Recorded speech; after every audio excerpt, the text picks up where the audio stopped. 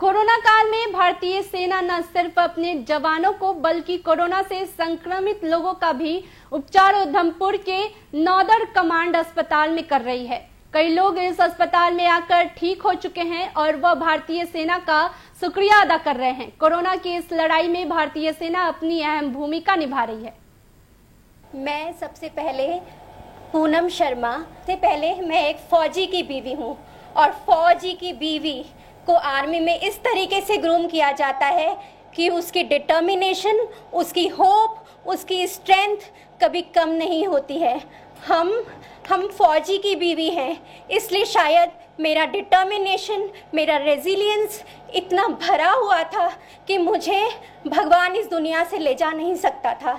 मैं 2 बेटियों की माँ हूँ और मेरे पति ने भी बड़ी ईमानदारी से, बड़ी डेडिकेशन से अपनी सर्विसेज दी हैं। शायद बड़े बूढ़ों की सेवा की है अस्पताल में, उसका आशीर्वाद हमारे सर पे रहा। मेरी डिटर्मिनेशन तो थी ही, लेकिन कोरोना वार्ड में जो मैंने ट्रॉमा देखा, मेरे सामने रोज 5-5, 6-6 लाशें पॉलीथीन में पैक होके निकलती थी और मैं वेंटिलेटर पाइप के अंदर होती थी। मेरे अंदर मैं किस दुनिया में होती थी मुझे नहीं पता था, लेकिन मेरे सामने एक मौत होती थी, दूसरी मौत होती थी, तीसरी मौत होती थी। मैं वो ट्रॉमा झेल रही थी।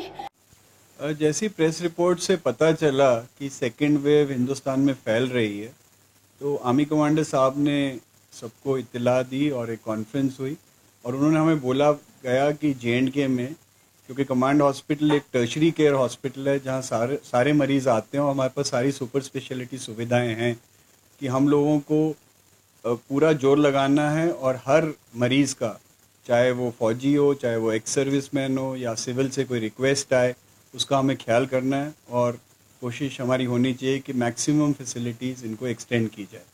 अकॉर्डिंगली कमांड हेडक्वार्टर से हमें बहुत सपोर्ट मिली और adequate number of ventilators, adequate number of oxygen beds और ड्रग्स फॉर पेशेंट केयर, कोई भी ड्रग हो जो कि कोरोना में चाहिए, वो सब हमने इमीडिएटली केटर किया और हमारे पास थी। और हमारा स्टाफ भी एक बहुत मोटिवेटेड स्टाफ है of medical officers, nursing officers, paramedical staff और नॉन मेडिकल